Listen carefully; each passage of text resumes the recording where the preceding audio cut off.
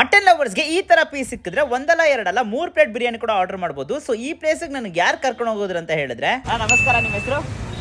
ಅಂತ ನೀವು ಡೈಲಿ ಎಲ್ಲಿ ಊಟಕ್ಕೆ ಹೋಗ್ತೀರಾ ಅಲ್ಲಿ ಒಂದು ಸ್ಪಾಟ್ ಕರ್ಕೊಂಡು ಹೋಗಿ, ಸೂಪರ್ ವೆಜ್ ನಾನ್ ವೆಜ್ ಯಾವ್ದಾದ್ರು ಓಕೆ.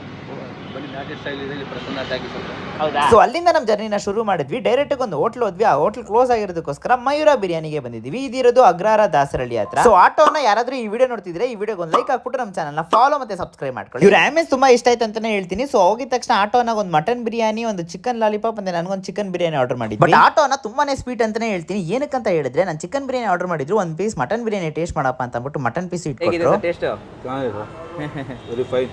ಅವ್ರು ಹೇಳಿದ ತರನೇ ಪೀಸ್ ಎಲ್ಲ ವೆರಿ ಫೈನ್ ಆಗಿತ್ತು. ಸೊ ನೀವು ಕೂಡ ಖಂಡಿತ ಇಲ್ಲಿ ಬಂದು ಟ್ರೈ ಮಾಡಬಹುದು. ಮತ್ತೆ ಅವ್ರು ಕುಡಿತಿರೋದು ಬೇರೆ ಏನಿಲ್ಲ, ಗೋಳಿ ಸೋಡಾ. ನೀವು ನೋಡ್ತಿರ್ಬೋದು ಎಷ್ಟು ಕ್ಲೀನ್ ಆಗಿ ಖಾಲಿ ಮಾಡಿದೀವಿ ಅಂತ ಅಂದ್ಬಿಟ್ಟು. ರೆಸ್ಟೋರೆಂಟ್ ನ ಬಿಲ್ ಪೇ ಮಾಡ್ಬಿಟ್ಟು ಆಚೆ ಬಂದ್ಬಿಟ್ಟು ಆಟೋ ನನಗೆ ಬಾಡಿಗೆ ಕೊಟ್ರೆ ಬೇಡ ಬೇಡ ಅಂತಿದ್ದಾರೆ. ಬಟ್ ನಾನು ಖುಷಿಯಿಂದ ಕೊಟ್ಟೆ, ಅವರು ಖುಷಿಯಿಂದ ಇಸ್ಕೊಂಡು. ಆಟೋ ಸೀರೀಸ್ ಇಷ್ಟ ಆಗಿದೆ ಫಾಲೋ ಮಾಡಿ. ಆಟೋ ಸೀರೀಸ್ ಬೇಕಾ ಬೇಡವಾ ಅಂತ ಕಮೆಂಟ್ ಮಾಡಿ. Do what you love.